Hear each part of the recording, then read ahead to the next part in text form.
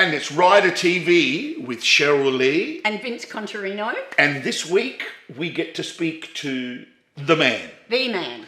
Mr. Joe Camilleri. Wow. Yeah. How lucky are we? We get to do this program and we get to meet and talk to wonderful people like Joe. I've had the pleasure of working with him on an album.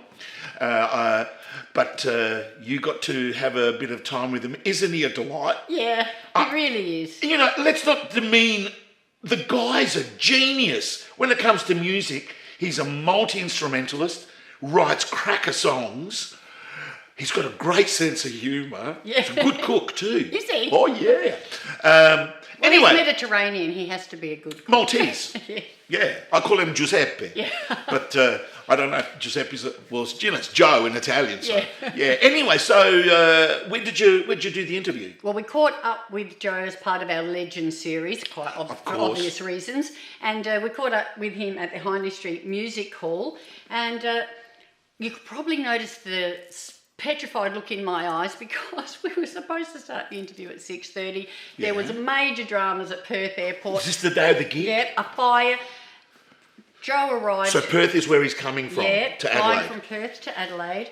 And we were supposed to start at 6:30. At 5:30 he arrived and said, the whole schedule's been blown out. We start in 15 minutes. You've never seen our crew set up that quick ever. They were on it, weren't they? They did it, and we did the interview in record time with people coming to the door. And so you reckon you were a little bit flustered at the beginning? Just a tiny bit. Oh, can we notice it? I hope not. Let's find out. Probably you can. All right. But I just wanted to quickly thank the crew because they did an amazing job of getting, just rolling with the punches, getting it done. And we actually left the building before we were supposed to even start. We left before 6:30. I went up and lined up and came back in with my ticket. Oh wow. You're the legend. Forget Joe. Anyway, here's Joe Camilleri, the legend. Let's have a look. Here's JoJo Seven Feathers with a great new song, Hit and Run.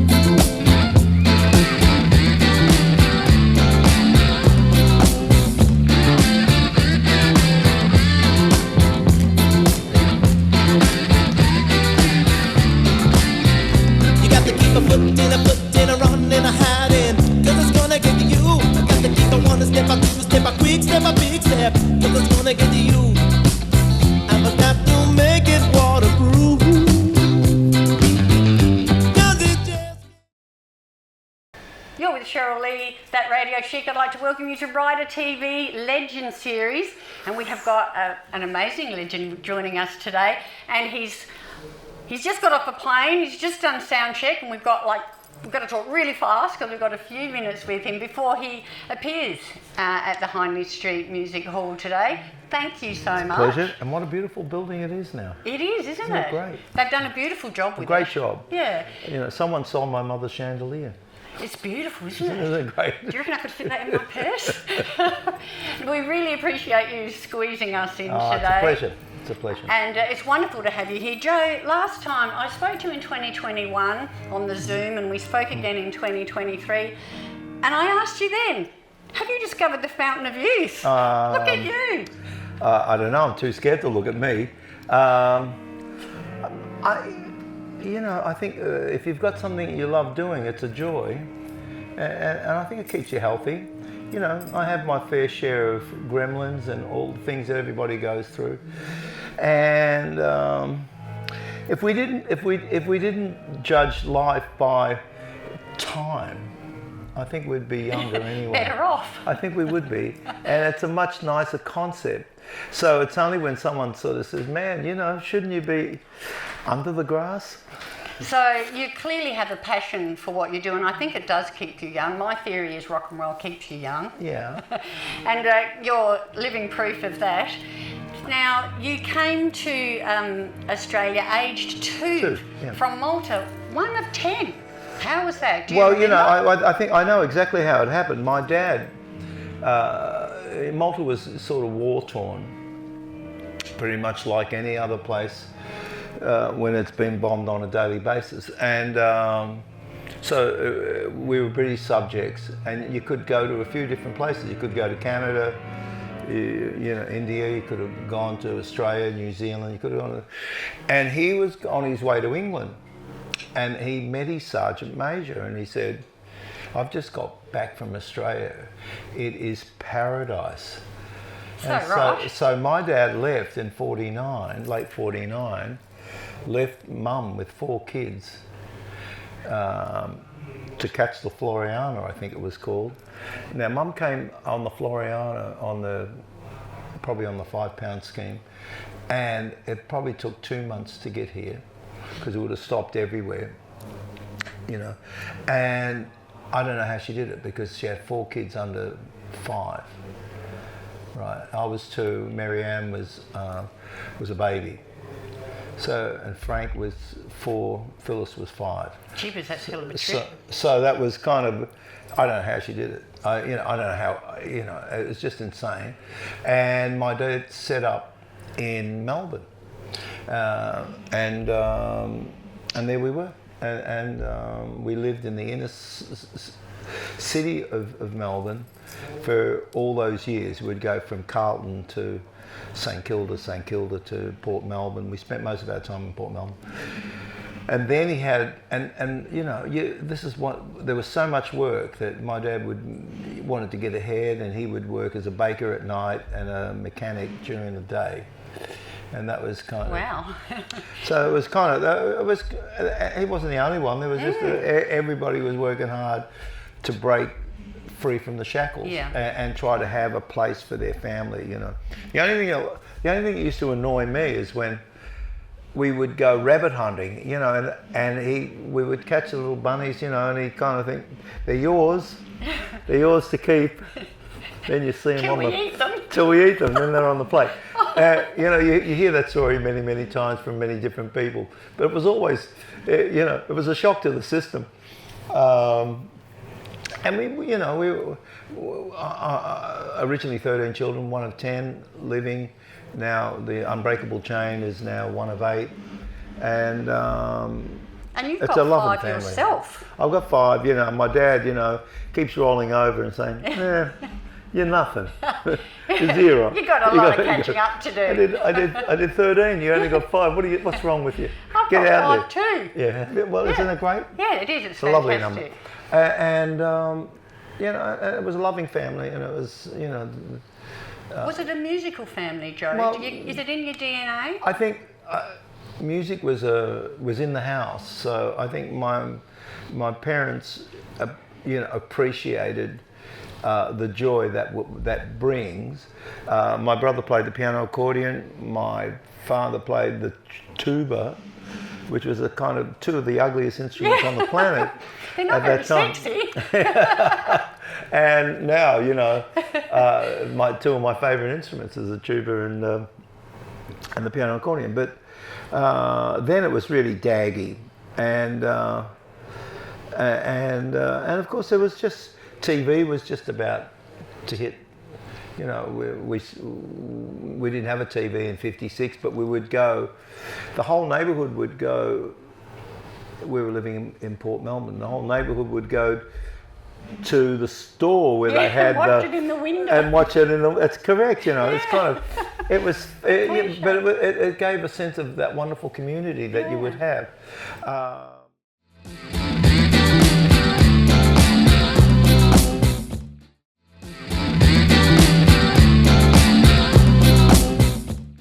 Well, we have got to get you back down there, and we've got like 60 Well, years of stuff to talk about. I'll try not to be so.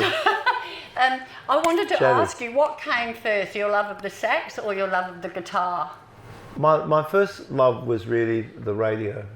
Yeah? Okay, so the radio created everything, and you got to see Elvis with that J200, that beautiful Gibson J200, and you just wanted to have something like that. Some of my relatives had guitars and played a bit, and but I didn't really think too much of anything really. I was just kind of interested in music. The radio was kind of a tiny bit of salvation for me. And these are the days when you could go outside. You weren't allowed in the house till 6 o'clock at night. Till it got so dark. It wasn't kind of like, it wasn't sort of something. If you came back, you're going to get a belting. Yeah. So you got to stay Are out you sick? till you have that kind of concept. But so that was.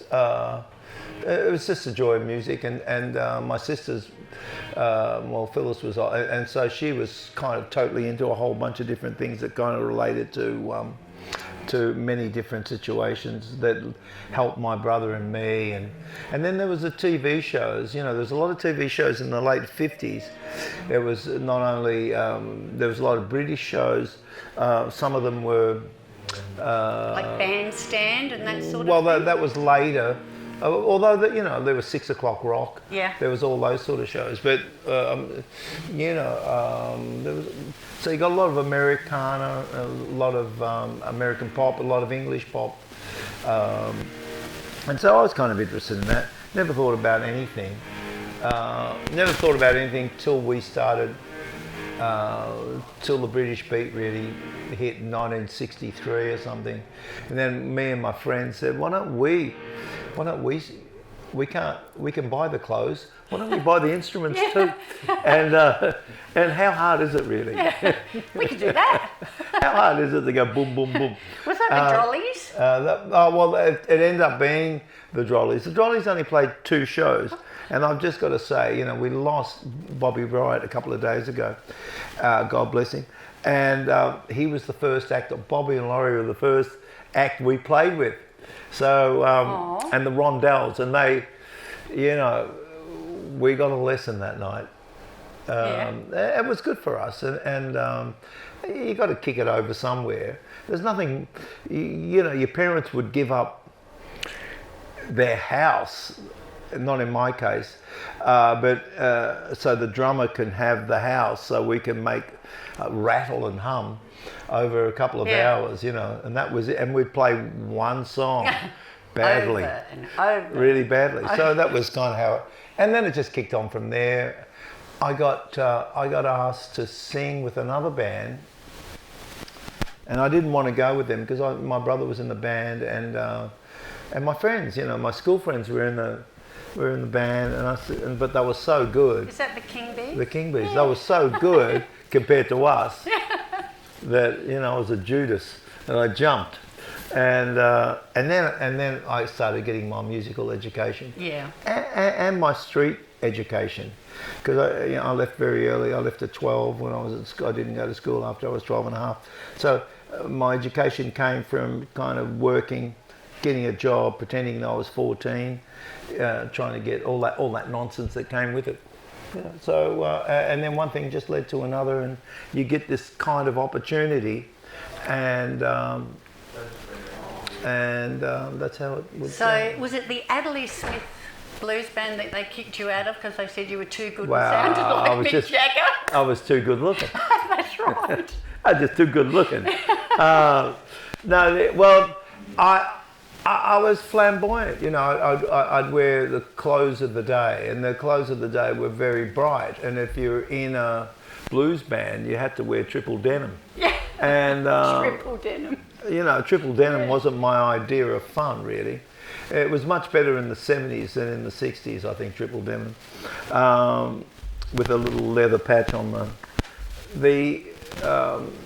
I think the disgruntled singer. Unfortunately turned up, and then the audience were so pure about the blues. It's kind of it's a nuisance, really. What's good is good. It doesn't really matter what it is, but people like to put you in a box, and it's the last thing I want to be sort of involved in. And that's how that happened. And there was more. There was more talk than anything else. Yeah. So we've got to touch on a couple of your achievements. 1990, Rock Performer of the Year, the MOs. Yeah, well, I didn't turn up for that. Are you too cool, were you? No, I just said, I ain't going to win anything. No. And I go to these functions, right? I used to go, and I've got so many arias, little baby arias, right? And they used to give you the little baby ones, and if the silver ones and the gold ones, and I've got about 50 of these things, you know. So I was always the bridesmaid, and I said, I'm not going to that. And, you know, and sure enough, I went out for dinner with the drummer's girlfriend, you know, because he went. And I said to Tanya, let's go and have dinner. Yeah, everyone else is gone. And it turns out, you know, I didn't watch anything on TV. Yeah, and it was that was kind of weird. But I mean, what is that? What do those things mean anyway? You know, it's just a popularity contest, really. 2007, JoJo's opened the Falcons. You must be proud. You guys were inducted into the ARIA Hall of Fame. Yeah, that was beautiful. It's just the most beautiful thing in a way when everybody gets together again, and there's no animosity. There never really was. It's just kind of, sometimes we're doing 300 shows a year, so you're doing this many shows, you know, you get a little bit disgruntled, you get a little bit tired. Instead of saying, why don't we take a year off? But a year in those days was like forever, a lifetime, yeah. Because it was a disposable commodity, and we would have to push on, you know. And music was just on the rise. Australian music was so buoyant and so, you know, aggressive on so many different levels, and everybody's trying to take everybody's space, and there was enough room for everybody.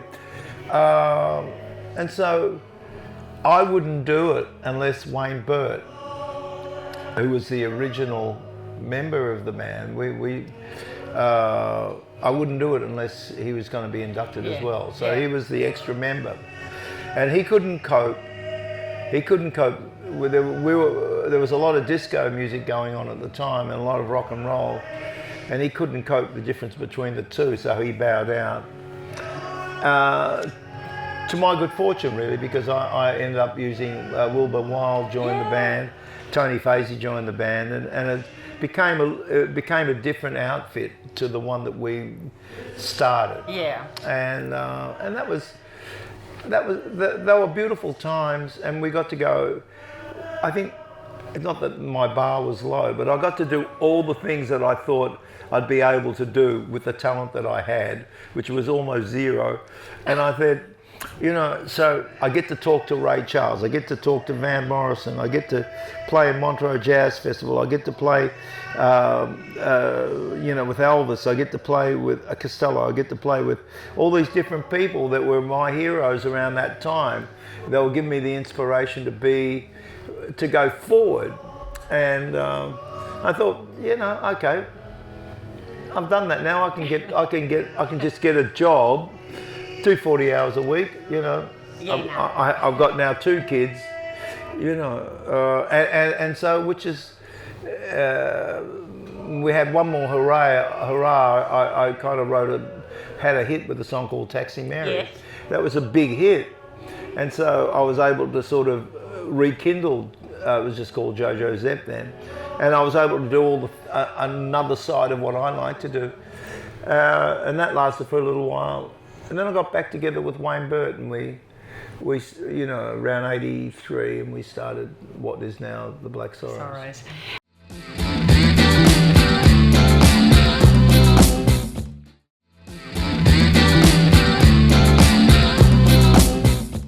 Well, I also have to congratulate you for just last year being inducted into the Songwriters, the Australian Songwriters Hall of Fame. Well, thank you for that. You know, well, that was a lovely function to go to, because it was about a whole bunch of different. It was about 50 songwriters.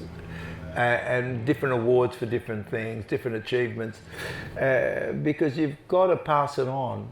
And people are talking about things that you like to do. You like to solve a puzzle. If you're writing a song, you can write a song about, you know, whether it's in the first party, second party, third party, whatever it is, however you want, the fragments kind of come together. And people want to know how you go about doing those things, and, you know, things that I can't answer. Yeah. And I wouldn't accept that award once again unless Nick was also. That's so gracious. Because he's more worthy for that award than I am. So that was kind of neat. Well, you certainly have an immense body of work. I printed this off and it's not even up to date. And when we spoke last, you had just released your 50th album, St. George's Road. There's 2 more since then. Yes, there's... You're relentless. Well, you know, I'm trying to write a good one. You're going to keep going till you get one. Well, we got... well, I do things... if I'm in the studio, I'm trying to work through a lot of different... a few different concepts, you know. So there's a lot of moving parts. There's a lot of things that I can do. Sometimes you've got an idea for a song that you can fulfill, but it's in the framework of the time that you're doing something else. You know, you don't actually have to. It could be the last 2 hours of the session. You say, well, why don't we try this? You know, and then you put that away. And the magic happens. Well, so if we want to get on and see the dates, where do we go? I haven't got the faintest idea where you go. I'm the wrong guy. .com.au. That's where you go. You go to the Black Sorrow side, I guess. That's right. It's going to be fun, and what I'm trying to produce is I want to try to produce something that's memorable to people. I've got a fistful of great songs. I've got a lovely band to play with. I've got some extra people that I want to have on the shows. I want to do and pay homage to the 40 odd years that we've been playing together with Grace, you know, and that's kind of that's why I love coming. I'm really interested. I want to be there. If you want to be there, you're already a winner. Yeah. So get onto the Googleometer and track down when Joe and his guys are coming to your town. And if he wasn't busy enough with a massive tour and another new album, I've lost track now, I can't count. You've joined forces with a boy band. Band. Yeah. Well, it's great, you know. I mean. Because they're beautiful people and they've got and they feel that it's not just about the past, it's about the future. They're going to work collectively on making a record together. I hope I'm going to be involved in that. So. And I think that's where the future lies, you know. There was a time when nobody would play live. It was all about records. But now it's all about playing live. It's all about full circle, it has. And it's a joy to be with these lads. We normally do, this is my first tour. Yeah. I'm the oldest kid goat on the planet. So goat being the greatest of all time. And I've got a goatee. It's wonderful, and it's sometimes you cross swords with people on stage, but you don't get to know them, and all of a sudden you get to know, and their beauty starts shining. You know, we also have this wonderful respect for each other, so it's lovely. Great bunch of fellows. I was the #1 ticket holder, first on the computer. I'll see you down there in the front row a bit later. Okay. Now, was there anything else you wanted to touch on, Joe? No, I'm good. You good? I don't know, I talk a lot. All right, I've got one more question for All you right. and then I'll let you go. Because we're called Rider TV, so I have to ask you this question. Do you have anything on your rider that you just have to have, Joe? Or you won't go on? No, not really. Pretty easy. I used to want to, it was kind of weird. I'd want to have ginger, you know, so I was kind of crazy on ginger tea, and I'd want to have that because it was good, you know, when we were doing, you know, a lot of shows, 250 shows, and so your voice is going to fade here, and the ginger would help. And then I started taking supplements to sort of keep me strong, and I did this gig once. This was these were on the rider, you know. There's certain supplement. I did this gig and I poured it out, and I was going to drink it, and I went and did the gig, and it was incredible. I came home, so I told you that Fuji stuff was incredible, and they just pointed over to the thing. Still there, mate. Yeah, it was the placebo effect. I gave up on that night. No, it's no, I'm not You're easy to please. My thing, I come to play. Yeah. I don't come for drinks. I come to play. Yeah. Well, it's been great that you've spent a few minutes with us chatting. You're definitely one of our Aussie legends, and we're so proud of all your achievements. And there's plenty more to come, isn't there? Let's Plenty hope more so. where that came from. I hope so. I hope I've got a little bit left in the tank. All right, Joe, we better let you go before we get into trouble. Okay, thank you so much. People running, running, running from the hit and run.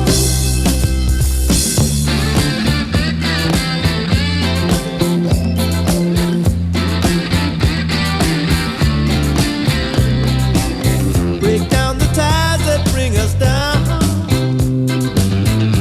and the walls begin to fall.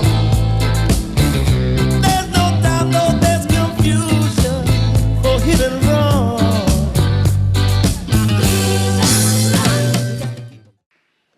Oh, baby, you got me in the shape I'm in.